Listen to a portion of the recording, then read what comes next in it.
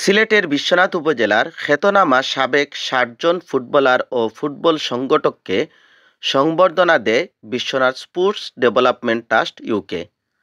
পৌর শহরের অভিজাত সেন্টারে আড়ম্বরপূর্ণ আয়োজনে গুণীজনদের নিয়ে সংবর্ধনা প্রদান করা হয়। অনুষ্ঠানে একাডেমির প্রবাসী কেন্দ্রীয় কমিটির ৫ সদস্য উপস্থিত ছিলেন। তাদের সম্মানে এক মধ্যাহ্নভোজেরও আয়োজন করা হয়েছিল।